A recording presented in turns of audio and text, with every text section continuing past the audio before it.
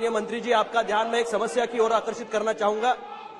देश में करोड़ों गरीब, कमजोर वर्ग तथा मध्यम वर्ग के व्यक्ति अपनी विभिन्न प्रकार की आवश्यकताओं की पूर्ति के लिए ऋण लेते हैं।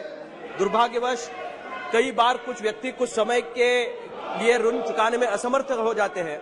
कई व्यक्ति क्रेडिट कार्ड, ईएमआई चुकाने में आकस्मिक परिस्थितियों, बीमारी, व्यापार में घाटा इत्यादि के कारण समय पर ईएमआई नहीं चुका पाते।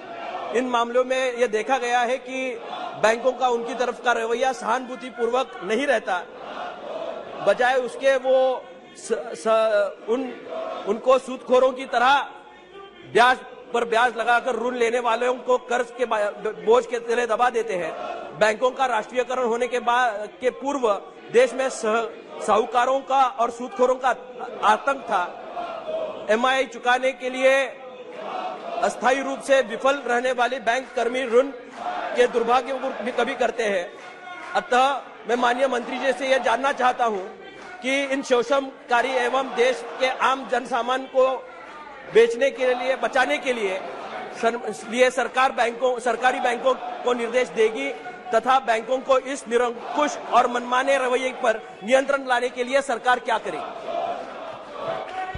माननीय अध्यक्ष महोदय, माननीय सदस्य जी ने 2 क्वेश्चन पूछा है, जिसमें पहले क्वेश्चन में मैं बताना चाहूंगा कि हर एक बैंक का बैंक बोर्ड रहता है और जो सिंपल इंटरेस्ट रहो या कंपाउंड इंटरेस्ट रहो, उसके बारे में बैंक बोर्ड और बैंक अधिकारी डिसीजन लेते हैं। उसमें सरकार कुछ उसमें इंटरफेयर नहीं करता। लेकिन साहूकारों के बचाने के लिए, साहूकारों के कर्जों से बचाने के लिए माननीय प्रधानमंत्री जी के नेतृत्व में बहुत सारे स्कीम्स है, जिसमें अगर उन्होंने अप्लाई किए, जैसे प्रधानमंत्री स्वनिधि योजना है, जिसमें उन्होंने अप्लाई किए तो गरीब लोगों को ऋण मिलता है और उनको पैसा मिलता है।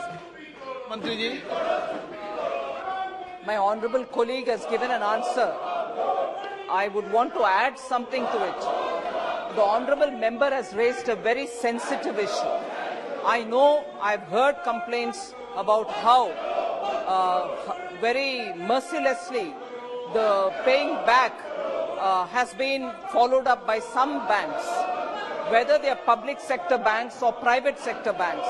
The government has made sure through the RBI also to instruct such banks that such harsh steps should not be taken and that they should approach this whole matter with a humanity in mind and sensitivity in mind. That instruction has been given to all the banks, be it